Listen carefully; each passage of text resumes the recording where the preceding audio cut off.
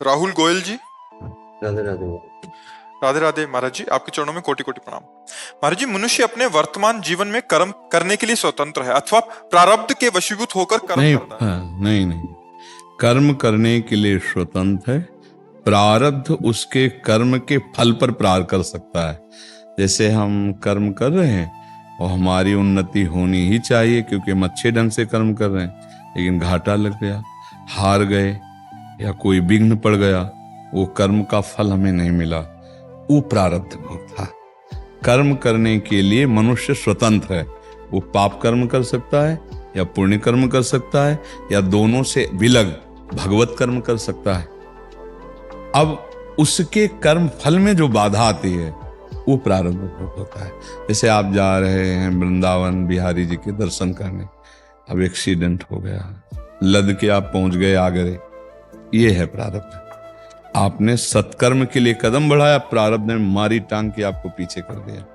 प्रारब्ध पूर्व निश्चित किया हुआ जो हमारा कर्म है वो है, वो आकर के अब जैसे बिल्कुल हमारी हालत गिरने ही जा रही है, हमारा पुण्य जागृत हो गया, अब औषधि मिल जाएगी, डॉक्टर मिल जाएगा, सहयोगी मिल जाएगा, ये सब बन गया। अपना कोई प्रयास नहीं रहा और हम पूरा प्रयास कर रहे हैं, लेकिन हर जगह से हानि ही हानि, परास्त ही परास्त। ये प्रारब्ध की ऐसी लीलाएं होती हैं। बका प्रारब्ध, इसमें हमको पूरा स्वतंत्रता मिली हुई कि हम भगवत आराधना करें या पाप कर्म करें या पुण्य कर्म, इसमें प्रारब्ध नहीं होता। प्रारब्ध वशात घटना घटती है कि हम जा रहे थे, ऐसा शुभ हो गया या ऐसा अशुभ हो गया, वो प्रारब्ध उसका फल स्वरूप में आता है कि बहुत स्वस्थ शरीर है, अब बहुत अच्छा कर्म करने का ठाना, रंग भंग हो गया या कोई रोग निकल आया, कोई, ये प्रारब्ध ऐसे घटनाएं घटाता है। प्रारब्ध वशात शुभ अशुभ क्रिया व्यक्ति के द्वारा हमारे साथ हो जाएगी। प्रारब्ध हमारे नवीन कर्म पर अधिकार नहीं रखता, उसके फल पर बाधा पहुंचा सकता है। फल में प्रारब्ध जोरदार हो जाता है। भाई अब क्या करें, लोग कहते हुए नहीं कि भाग्य साथ नहीं दे रहा, प्रयास तुम बहुत कर रहे हैं, तो हाँ माना कि आपका भाग्य साथ नहीं दे रहा, वो आपका पूर्व प्रारब्ध आपको नष्ट कर रहा है बार बार।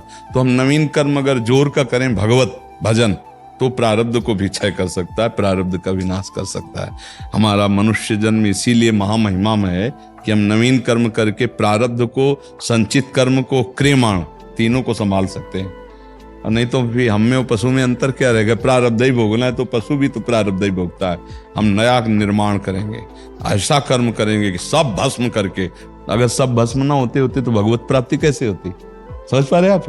हाँ हाँ हाँ, प्रारब्ध कर्म जो है वो फल के रूप में आता है।